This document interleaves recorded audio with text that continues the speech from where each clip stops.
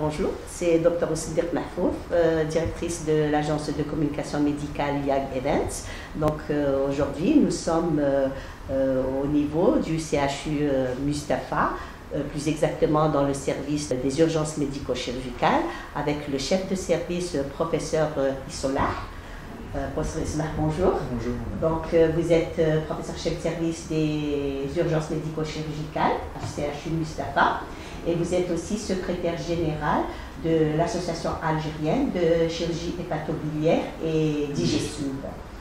Nous avons aussi avec nous Dr Dahoumel, qui est maître assistante en réanimation et qui est aussi chef d'unité. D'abord, je vous remercie d'avoir reçu l'équipe YAG Events dans votre service.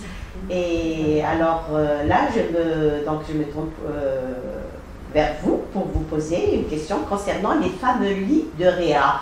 Il faut le dire, depuis le début de la pandémie, on n'a pas arrêté d'entendre lits de réa. J'aimerais savoir personnellement ce qui l'a emmené sur le plan médical.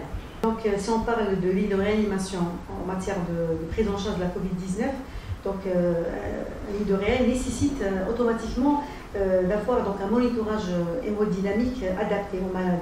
Donc le monitorage de la tension artérielle, de la fréquence cardiaque, de la saturation. Il faudrait qu'on ait des saturomètres pour pouvoir suivre la saturation en oxygène dans le sang et avoir un respirateur. C'est impératif. Parce qu'en cas de détresse, à un moment donné, on commence par oxygéner le patient. En dehors de toute la panoplie de médicaments qu'on doit administrer au patient, il faut mettre, s'il est en détresse, on doit mettre tout malade sous oxygène jusqu'à partir de 15 litres, parce qu'il y a quand même des variantes, plusieurs variétés de masques d'oxygène. Oui. C'est donc un masque normal, avec réserve jusqu'à 15 litres, et une fois passé le cap, à 15 litres, le malade désature toujours, moins de 80% de saturation en oxygène, on doit passer à la ventilation.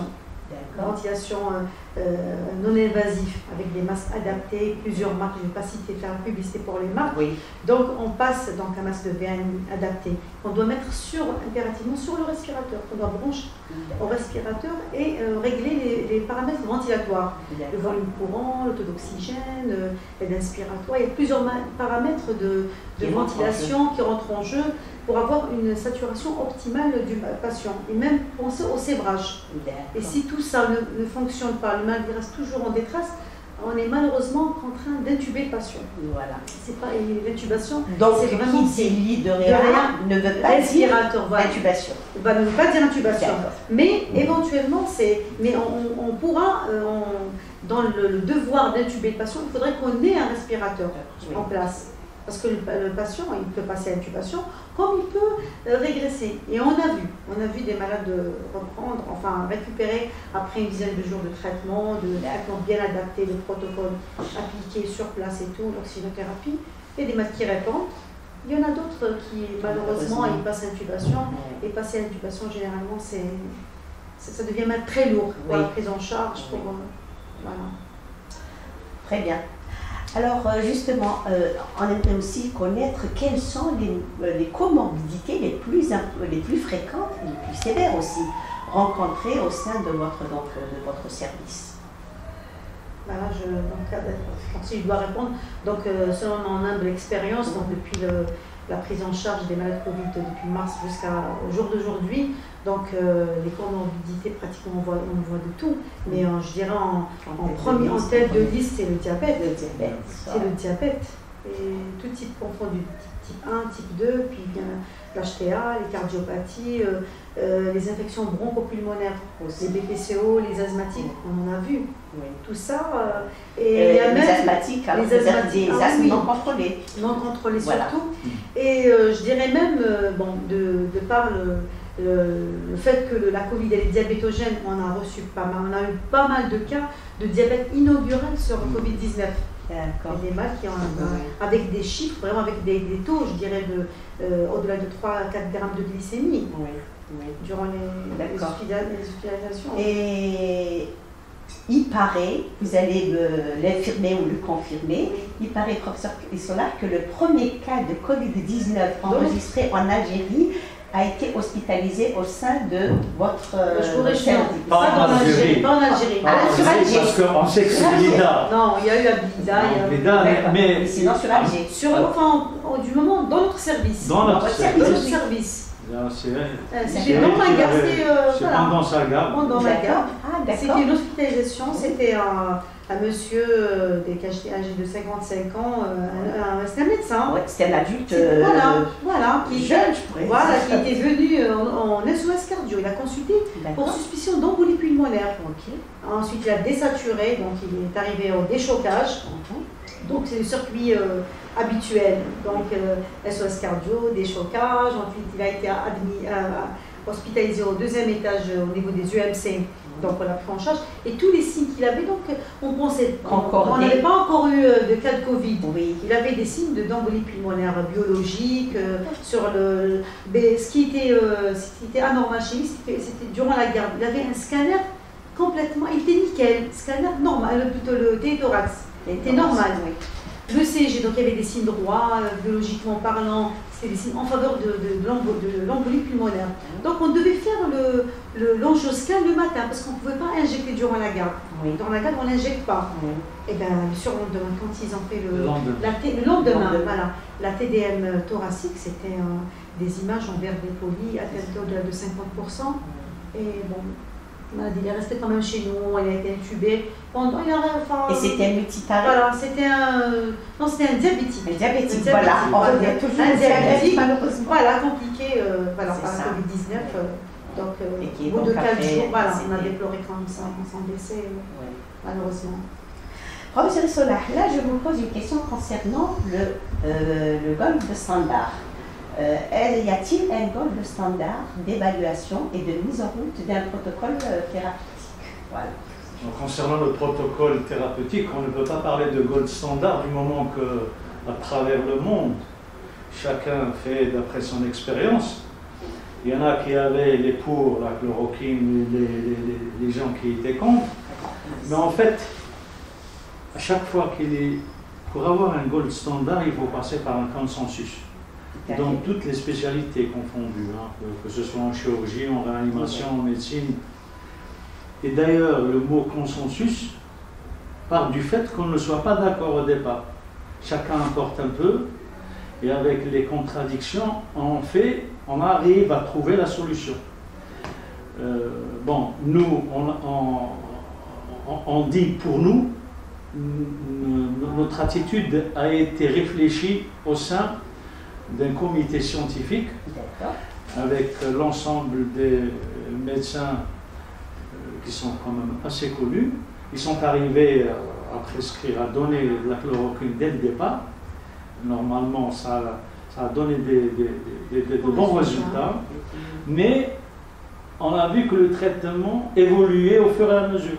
C'est-à-dire que la première étape, après on avait une deuxième étape où on a rajouté des corticoïdes, on a rajouté des anticoagulants. À chaque fois, ça veut dire qu'on apprend. Oui. Et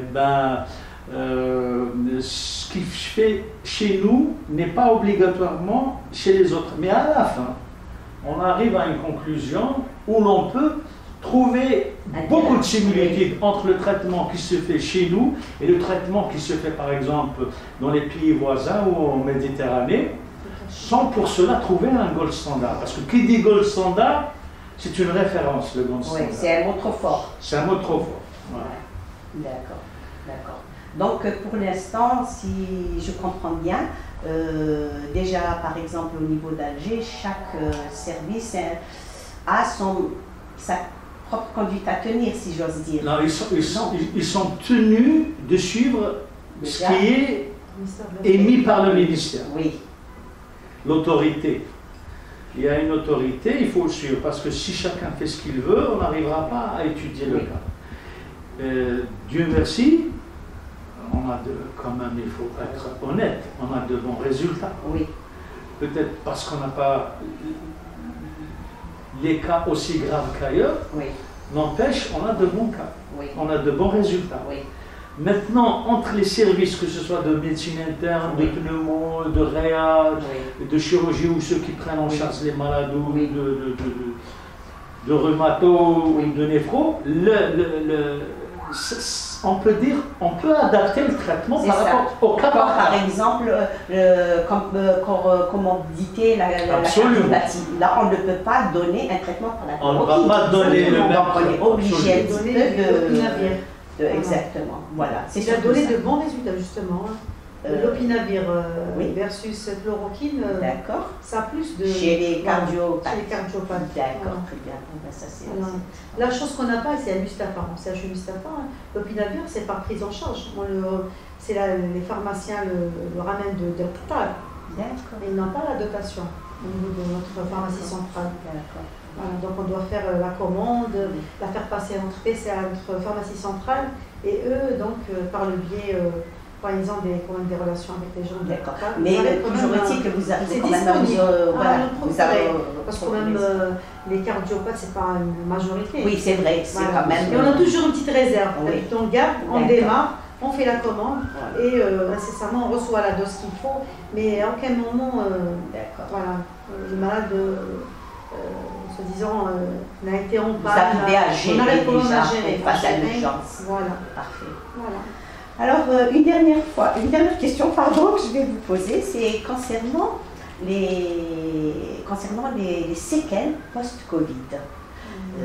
Est-ce que vous avez une consultation post-Covid dédiée donc aux séquelles des patients? Parce que je ne vous cache pas qu'il y a eu même des médecins des unités de base, de certains EPSP, qui m'ont soulevé ce problème-là de prise en charge des séquelles post-Covid. Si vous en avez, quels sont les signes subjectifs et objectifs que vous avez donc notés? Moi, ce que je sais, c'est qu'il y a une consultation post-Covid pour les malades qui sont traités à titre externe. Unité Covid-19. C'est une unité Covid. Oui. Donc cela, je ne sais pas ce qui se passe, mais je sais qu'il y a la consultation. Elle existe. Mais concernant les malades hospitalisés, qui sont donc beaucoup plus graves, je pense que c'est au docteur. Il n'y a pas de consultation. Donc, dans notre service, aux UMC, les malades qui passent en réanimation, qui séjournent en réanimation, et dès lors qu'ils sont portés sortants, le jour de la sortie, on remet quand même l'ordonnance. Voilà, les traitements que les malades doivent suivre, quand même reprendre, prolonger pendant les dizaines, tout dépend. C'est au cas par cas. Oui. Ce n'est pas une ordonnance systématisée pendant tous les malades. Et il y a une formule, quand même, une demande de scanner PDM thoracique après un mois de la sortie du patient et consultation, une lettre d'orientation chez un pneumophysio. Donc normalement, il y a un suivi. Il y a un suivi, on n'est pas libéré, ils ne sont pas libérés dans la nature, ils sont suivis par rapport aux séquelles, par rapport à l'hypoxie, l'évolution. L'hypoxie surtout, les problèmes neurologiques comme les vertiges, la fatigabilité, aussi, enfin la grande fatigue signalée par les personnes qui ont... Moi, ce que je voulais rajouter, tout à l'heure, vous avez parlé de comorbidité. Oui. Il y a parfois une association du Covid avec une autre pathologie. On ne sait pas qui a entraîné l'autre. Enfin, mais le Covid, lui, on sait comment il est venu. Les pancréatites. C'est-à-dire, par exemple, il y a eu des pancréatites avec le Covid. Post-Covid, d'accord. Même en même temps, pendant le Covid, des fois les malades, on reçoit des malades qui consultent pour pancréatite. On vient pour pancréatite. Donc complètement... On vient pour pancréatite. Le diagnostic est fait de pancréatite. Grave. Mais en même temps, on trouve qu'il a le Covid. Donc, deux, on a trouvé des ischémies. Ischémies des membres. Ischémies des membres. Voilà. Est-ce que l'ischémie, celle-là, on peut dire peut-être que c'est une complication. Oui. Mais la pancréatite, on ne peut pas affirmer que c'est une complication ou c'est une association. Comorbidité. On ne peut pas. Il faut du recul, travailler, voir. Absolument. Et des fois même, pardon monsieur Essar, je vous coupe pas par rapport aux ischémies. Il y a des malades qui viennent de l'extérieur, qui n'ont pas reçu d'anticoagulation, qui fassent des ischémies. On se dit, bon, c'est thrombogène, c'est la pathologie qui a... Mais là, des malades qui sont hospitalisés durant leur séjour, et qui développent comme ça des ischémies, soit mésentériques, soit même en chirurgie, ou bien au niveau des membres. Ça, donc on pose la question du traitement anticoagulant à dose hypocoagulante, à des fortes doses, et qu'une malade fasse ça, des fois... Non, c'est-à-dire qu'en fait, le Covid nous a appris beaucoup de choses. Il nous a appris beaucoup de choses. C'est toujours qu'on est protégé. Mais la médecine, Elle est comme ça. Et pas une C'est-à-dire science qu'on exacte. s'adapte au fur et à mesure. C'est pas une science Et exacte. non, c'est une science exacte avec maths sup. C'est vrai. C'est vrai. Où il y a beaucoup de paramètres qu'on ne connaît pas. Oh oui, C'est-à-dire que les gens me disent que ce n'est pas une science exacte. Au contraire, c'est une science exacte où tous les paramètres ne sont pas connus. Et donc, c'est à vous de les chercher. C'est à vous. C'est pour ça qu'on apprend aux jeunes étudiants dès le départ à faire ce qu'on appelle les biostats. Parce qu'on sait qu'à un certain moment, On aura besoin de ça. on aura besoin de On a statistiques. toujours besoin de statistiques. Pour ça, C'est même vrai. dans sa vie, D'ailleurs, le mot fréquence, à chaque fois, elle est beaucoup plus fréquente, elle est moins fréquente, etc. Ceci n'est beaucoup. La médecine, c'est une science exacte à plusieurs paramètres qu'il faut déchiffrer au fur et à mesure. Là, vous voyez que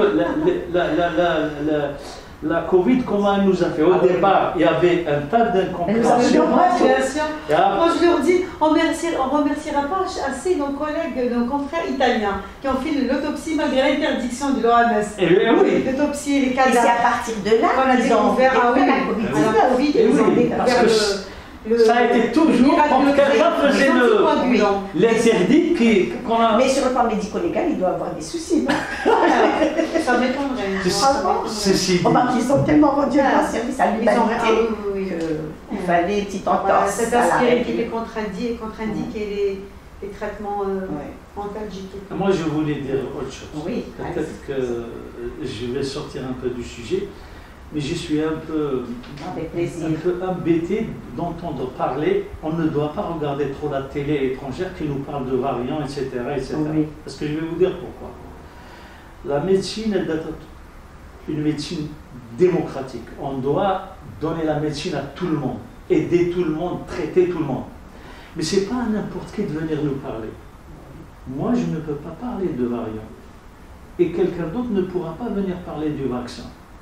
D'autant plus que le vaccin lui-même, il y a plusieurs vaccins faits dans des délais records, avec des techniques tout à fait nouvelles. Des interrogations. Comment vous, même si vous êtes médecin, vous arrivez à parler comme si vous étiez le chercheur qui a découvert on ne peut pas. Oui.